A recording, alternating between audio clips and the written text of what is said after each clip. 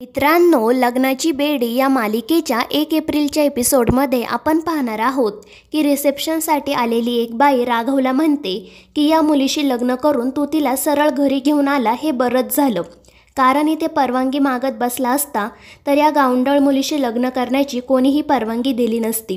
पण तरीही अभिनंदन. आणि हे ऐकून रुक्मिणी काकू रत्नाकरला म्हणते की बघ लोक कसे बोलत आहे ते, याच गोष्टीची भीती होती मला.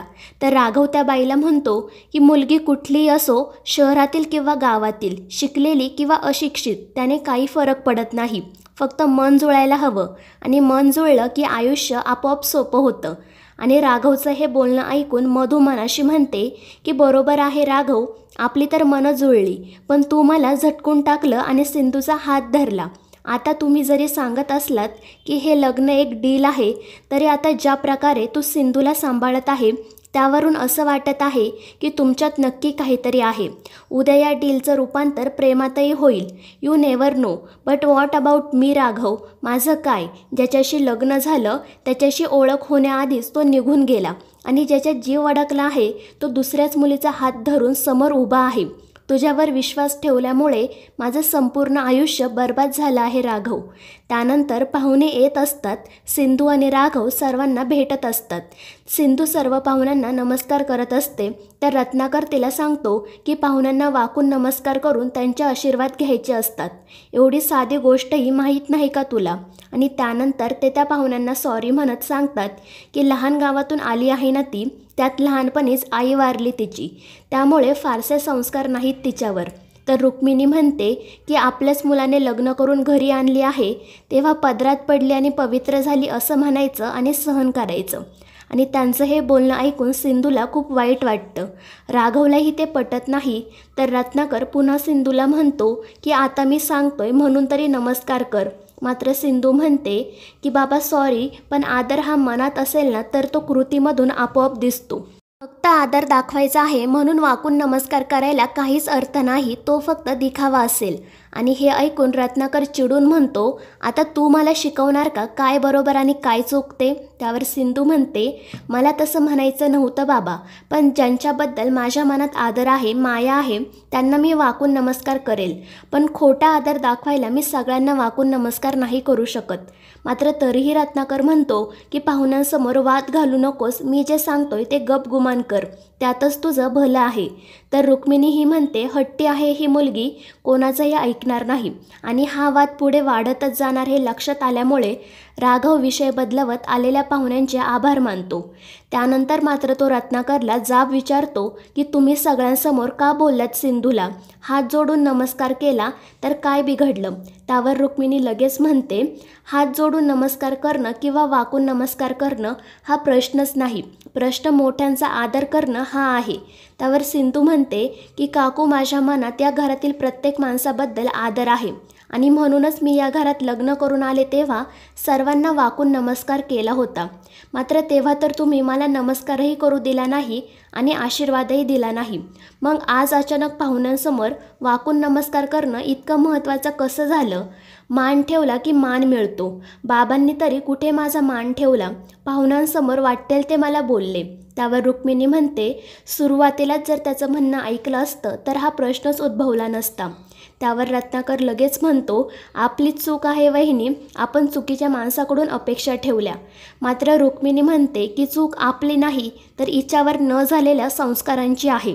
कदाचित हिच्या घरच्यांनी हिच्यावर संस्कार करण्याचे प्रयत्न केलेही असतील, पण हिचा स्वभाव बघता त्यांनाही समजलं असेल की हिचं काहीच होऊ शकत नाही आणि म्हणून तर हिच्या वडिलांनी जाता जाता हिला आपल्या राघवच्या पदरी बांधली.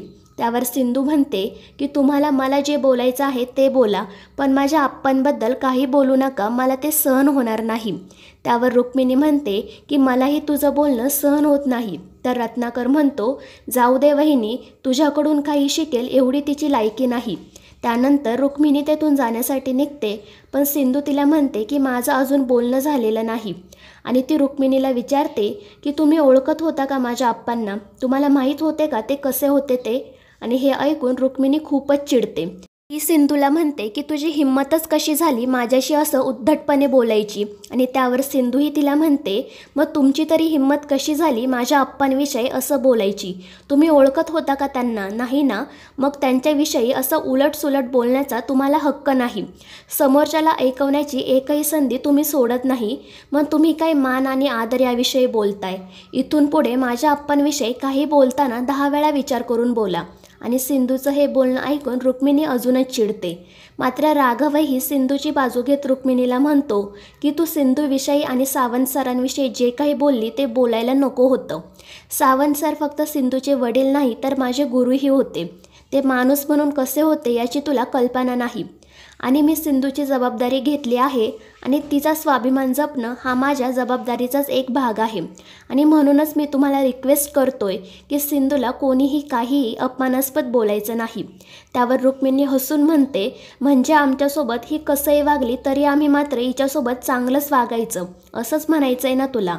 त्यावर सिंधू म्हणते, मी कशीही वागत नाही काकू, कारण जर मी कशीही वागत असले तर आईंनाही माझा प्रॉब्लेम असता. आणि हे ऐकून रुक्मिणी हसतच म्हणते, आता मला कळते तुझा हा उद्धटपणा कुठून येतोय ते. आणि ती मोठ्याने राजश्रीला आवाज देत बोलावून घेते. राजश्री तिथे येत काय झालं ते विचारते तर रुक्मिणी तिला म्हणते, उगाच निरागसपणाचा आव आणू नको. तू किती आतल्या गाठीची आहे हे मला व्यवस्थित माहीत आहे. त्यावर राजश्री म्हणते, मी आता काय केलंय? तुम्ही भर कार्यक्रमात असं का बोलताय मला? त्यावर रत्नाकर म्हणतो की तू या मुलीचे आमच्या विरोधात कान भरतेस आणि म्हणूनच ही अशी उद्धटासारखी वागते, आमचा अपमान करते. तुझा हिला पाठिंबा असल्याशिवाय हिची एवढी हिंमत होईलच कशी? तर रुक्मिणीही म्हणते की या मुलीमार्फत तुला या घरावर सत्ता गाजवायची आहे ना? त्यावर राजश्री म्हणते, मान पान सत्ता या गोष्टी मला माहीतही नाही. फक्त या घरात माझ्याशी 2 शब्द प्रेमाने बोलावे, मला समजून घ्यावं एवढीच अपेक्षा असते माझी. आणि सिंधू इतक्या हलक्या कानाची नाही की कोणी तिला काही सांगितलं तर ती लगेच त्यावर विश्वास ठेवेल.